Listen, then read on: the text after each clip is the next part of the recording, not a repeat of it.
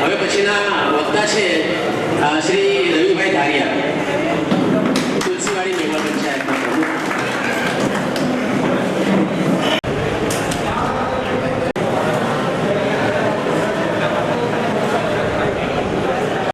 તરીકે તેમની ફરજ નિભાવી છે. પ્રથમ હું કિશોરભાઈ કુમારને અભિનંદન આપું છું કે તેઓ આ સાહસ ખેડી. સન્માન્ય મંચ, ઉપસ્થિત જ્ઞાતિજનો, ભાઈઓ બહેનો, વડીલો, એક સામાજિક લડત જે સમાજમાં ઊભી થઈ એટલે આપણા પ્રેમજીભાઈ વોરાની વિનંતી તેઓ મંચ પર આવ્યા. સામાજિક લડત જે આજે 2011માં ઊભી થઈ હતી, એક સામાન્ય સભાસદ બનવાની પ્રક્રિયાથી તે ચૂંટણી પંચથી લઈને બે પેનલથી કેન્દ્રીય પંચાયત ને ત્યાંથી ધર્માદા આયુક્ત, પોલીસ ચોકી ને કોર્ટ સુધી આ એક સભાસદની પ્રક્રિયામાં એક લાંબી મુવમેન્ટ ચાલી. તેના આધારે હક જતાવતા એ પહેલ કરનાર તમામ વ્યક્તિઓને પણ અભિનંદન કે આજે આ પહેલ મહારાષ્ટ્રમાં વસતા તમામ મેઘવાળ સમાજના વ્યક્તિ જેમની 18 વર્ષની ઉપરની ઉંમર થઈ છે તે તમામ વ્યક્તિને સભાસદ બનવાનો અધિકાર મળ્યો છે. સભાસદ બનવાનો અધિકાર મળ્યો છે. સભાસદ જેમને બનવું હોય તેના માટે મુંબઈ મેઘવાળ પંચાયતનો દરવાજો ખુલ્લો છે. આ લડતમાં તારીખ 24/3/2015 રોજ એક ક્રાંતિકારી નિર્ણય ધર્માદા આયુક્તમાંથી લેવામાં આવ્યો. જે નિર્ણયમાં એવું હતું કે 2005માં અને ત્યારબાદ 2011માં જે લોકો ચૂંટાઈને આવ્યા, એટલે એમ કહેવાય કે આપણે જયસિંહભાઈ કિમજી પડાયાની પેનલ અને ત્યારબાદ પ્રેમજીભાઈ દેવજી ગોહિલની પેનલ, જ્યાં બે પેનલો ચૂંટાઈને આવી, તેમને ધર્માદા આયુક્તના સરકારી ચોપડે તેમનો ચેન્જ રિપોર્ટ મંજૂર થયો નથી. એના આધારે 24/3/2015 રોજ ધર્માદા આયુક્ત દ્વારા ચુકાદો આવ્યો કે આ બંને ચેન્જ રિપોર્ટને ખારીજ કરવામાં આવે છે અને રદ બાતલ કરવામાં આવે છે. આથી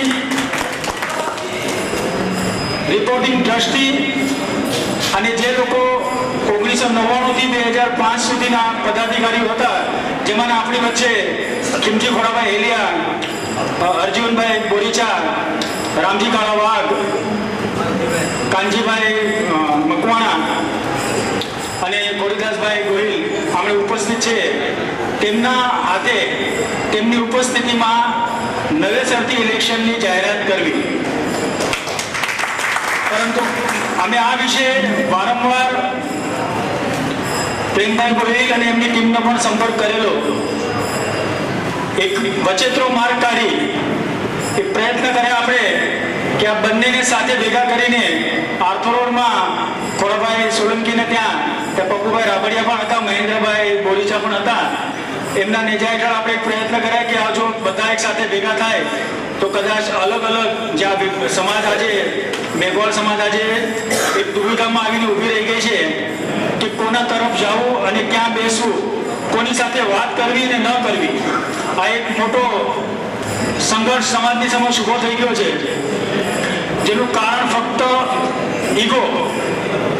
ઈગોમાં અમુક લોકોએ આ ખેંચતાણને એટલી લાંબી કરી દીધી છે કે આજે એને મેઘવાળ સમાજના લોકોને ઘણા લોકો હશે કે જેમણે ગઈકાલે પણ મીટિંગ એટેન્ડ કરી હશે, જે આજે પણ અહીંયા આવીને બેઠા છે. એના માટે આ વસ્તુ એવી ઉપસ્થિત થઈ કે કોણ સાચું ને કોણ ખોટું.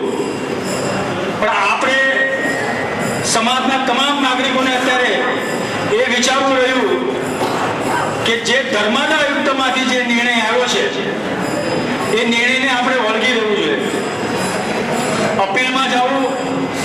દરેક પક્ષનો અધિકાર બને છે ત્યારે અપીલમાં જાય, કંઈ વાંધો નથી. પરંતુ સામાજિક કોઈ લડત હોય તો એ સામાજિક લડતને સામાજિક રીતે ઉકેલવાના આપણા પ્રથમ પ્રયત્ન હોવા જોઈએ. કાલે સમજો કે તે લોકો કોર્ટમાં જાય, હાઈકોર્ટમાં જાય તો હાઈકોર્ટનો ખર્ચો મુંબઈ બેંગોળ પંચાયતની તિજોરીમાંથી વપરાશે. આ લોકો લડત કરનાર તો તેનો પોતાનો ખિસ્સાના ખર્ચા વાપરી રહ્યા છે. પણ અત્યારે જો મુંબઈ બેંગોળ પંચાયત કે તેમના સાથીદારો કોર્ટ કચેરીનો આશરો લે તો એ ખર્ચો કોનો થશે? આપણો કે સમાજનો ખર્ચો થશે જ નહીં. તો શા માટે તે લોકો એક મંચ પર આવીને આ વસ્તુનો નિવેડો લાવવા તૈયાર નથી થતા? એનું કારણ શું? આવા ખોટા ઈગોમાં આજે 3 વર્ષથી ધર્માદ આયુક્તની ચક્કર કાઢી રહ્યા છે આ લોકો. હું આપને આ મંચથી એક વિનંતી કરીશ કે ધર્માદ આયુક્તએ જે નિર્ણય લીધો છે એ નિર્ણયમાં હમણાં પ્રમુખ આજના સભાના અધ્યક્ષે તેમણે જાહેર કરશે જ, પણ હું આપને પણ સમક્ષ આ પ્રશ્ન મૂકું છું કે 26/3/2015 રોજ આવેલો જે નિર્ણય, આ નિર્ણયથી સમાજના તમામ નાગરિકોને જે 18 વર્ષની ઉપરના છે, જે લોકો સભાસદ થવા ઈચ્છતા હશે તેને સભાસદ બનવાની છૂટ મળશે. નવેસરથી જો ઇલેક્શન થાય તો કદાચ સમાજમાં આપણે સારા કાર્યકર્તાઓને, સારા વિચારધારી વ્યક્તિઓને મૂકી શકશું. આજે મુંબઈ બેંગોળ પંચાયતના અંદર કદાચ આપણે કહેવત છે, માફ કરજો, ઇસ્લામ ખતરે મેં, એટલે બધા ભેગા થઈ જાય કદાચ, પરંતુ ત્યાં 10 હોદ્દેદારમાં 3 ભાગ પડેલા છે. ખોટું નહીં લગાવતા, હોદ્દેદારોમાં 3 ભાગ, હોદ્દેદારોમાં યુનિટી નથી. આજે જે કાંઈ કેસ એટલો વિફર્યો, એટલો આગળ વધ્યો, એના જવાબદાર પોતે પ્રમુખ જ છે. કે કારણ કે પ્રમુખના હસ્તે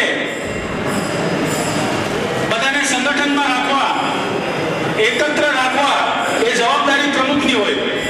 અમે જાહેરમાં પ્રમુખને આર્થોડ બેંગોળ પંચાયતના મેં ભવનમાં જાહેરમાં કીધું હતું કે તમે આખો આ દોરી સંચાર જો 1991-92માં તમારા હસ્તે હતું અને એ દોરી સંચાર જેટલું મજબૂત હતું એ આજે નથી, તો એનું કારણ શું?